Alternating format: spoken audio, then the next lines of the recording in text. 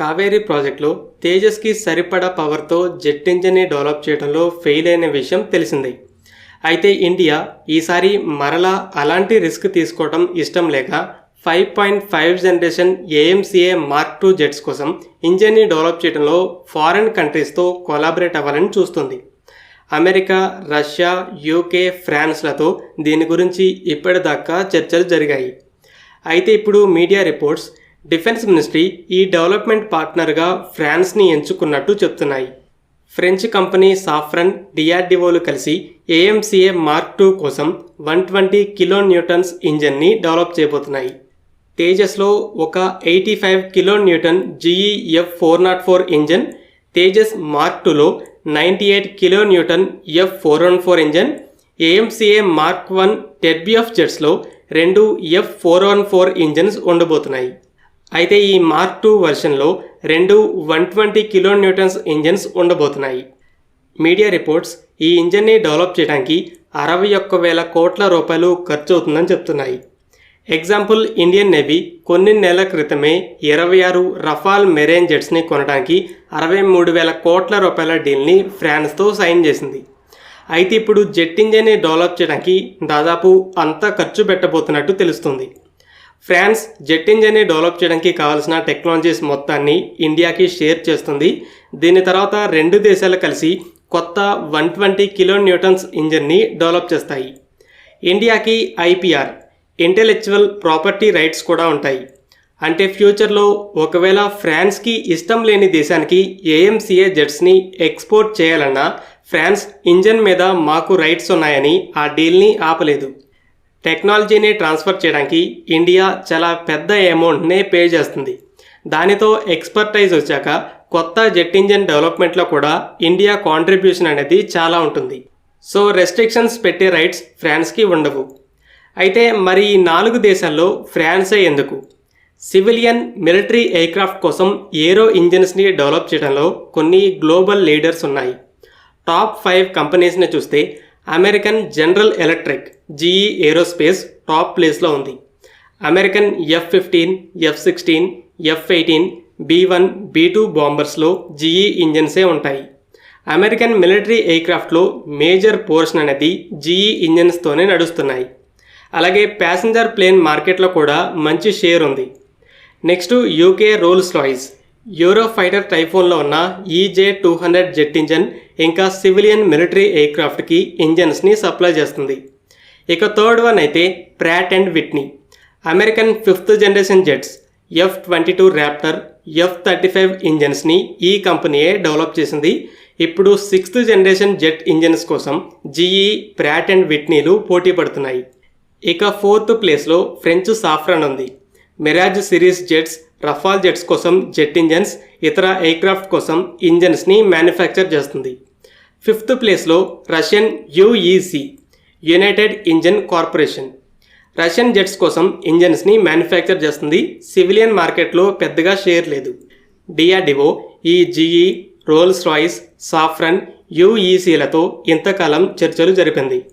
First America మామూలుగా కొంటామంటే ముందుకు పరిగెత్తుకుంటూ వస్తుంది, కానీ టెక్నాలజీ ఇవ్వండి అంటే అదే స్పీడ్తో వెనక్కి వెళ్తుంది. అయితే F-414 ఇంజన్స్ విషయంలో ఎలాగో లోకల్ మ్యానుఫ్యాక్చర్ చేయడానికి సరిపడా టెక్నాలజీని అయితే షేర్ చేస్తుంది. ఈ ఫైనాన్షియల్ ఇయర్లో ఈ 3 రకాల అప్కమింగ్ జెట్స్లో ఉండే ఇంజన్స్ని లోకల్గా మ్యానుఫ్యాక్చర్ చేయడానికి డీల్ సైన్ చేయబోతుంది. అయితే కంప్లీట్ టెక్నాలజీని షేర్ చేయడానికి అమెరికా రెడీగా ఉండదు. డిఆర్డిఓ డిస్కషన్స్ని జరిపింది, కానీ సెలెక్ట్ చేయలేదంటే టెక్నాలజీ ట్రాన్స్ఫరే మెయిన్ ఇష్యూ అయి ఉంటుంది. నెక్స్ట్ రష్యా పెద్ద లెవెల్లోనే జెట్ ఇంజన్స్ని తయారు చేస్తుంది. ఎంతో ఎక్స్పీరియన్స్ కూడా ఉంది. కానీ రష్యన్ ఇంజన్స్తో కొన్ని మెయిన్ ప్రాబ్లమ్స్ అయితే ఉంటున్నాయి. ఈ ఫైటర్ జెట్స్లో ఉండే ఇంజన్స్కి ఒక సర్వీస్ లైఫ్ అని ఉంటుంది. అంటే 4,000 గంటలు, 5,000 గంటలని ఫ్లై చేశాక దాన్ని పక్కన పడేసి కొత్త ఇంజిన్ని ఫిట్ చేయాలి. అయితే వెస్టర్న్ ఇంజన్స్ కంటే రష్యన్ ఇంజన్స్కి సర్వీస్ లైఫ్ అనేది తక్కువ ఉంటుంది. అలాగే రిలయబిలిటీ కూడా. ఈ రష్యన్ ఇంజన్స్కి చాలా ఎక్కువ మెయింటెనెన్స్ కావాలి. అంటే పదే రిపేర్స్ చేయాలి. దీనివల్ల అవైలబిలిటీ రేట్, అంటే ఏ టైంలో అయినా టేకాఫ్ చేసుకోవడానికి రెడీగా ఉండే ఎయిర్క్రాఫ్ట్ సంఖ్య అనేది తగ్గుతుంది. HAL ఆల్రెడీ Su-30లో ఉండే AL-31F MiG-29లో ఉండే RD-33 ఇంజన్స్ని లైసెన్స్ ప్లస్ మ్యానుఫ్యాక్చరింగ్ టెక్నాలజీతో తయారు చేస్తుంది. కానీ రష్యా ఇప్పుడు డిఆర్డిఓకి కావాల్సిన విధంగా అసలు జెట్ ఇంజన్ ఎలా వర్క్ అవుతుందనే టెక్నాలజీని షేర్ చేయడానికి సిద్ధంగా లేనట్టు కొన్ని రిపోర్ట్స్ కూడా ఉన్నాయి మన మీడియాని.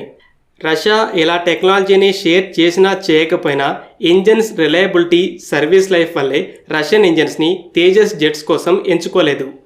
ఈ ఏఎంసీఏ ఇంజిన్ డెవలప్మెంట్ కోసం కూడా మొదట డిఆర్డిఓ అమెరికా, ఫ్రాన్స్, యూకేలతోనే చర్చలు జరిపింది.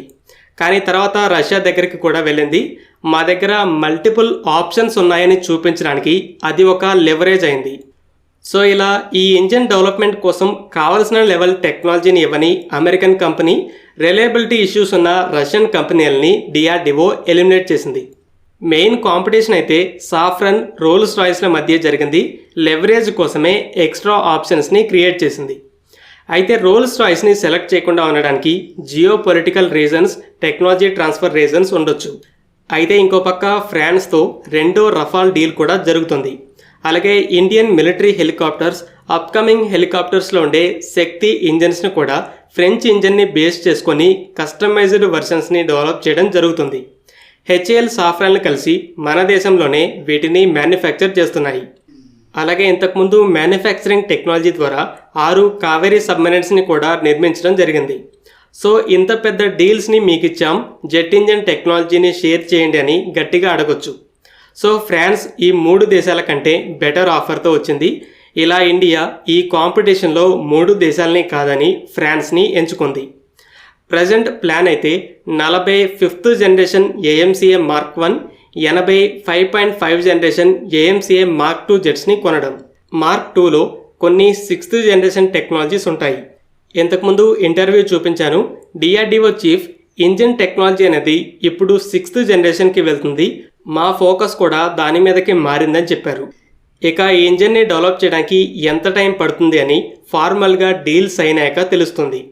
ఫైనల్గా ఇండియా ఇలా ఈ 3 దేశాలని కాదని మళ్ళా ఫ్రాన్స్ని జెట్ ఇంజిన్ డెవలప్మెంట్కి పార్ట్నర్గా ఎంచుకుంది. ఫ్రెండ్స్, ఈ వీడియో మీకు నచ్చినట్లయితే లైక్ చేయండి. అలాగే మరిన్ని ఇంపార్టెంట్ డిఫెన్స్ అప్డేట్స్ కోసం మన ఛానల్ని సబ్స్క్రైబ్ చేసుకోండి.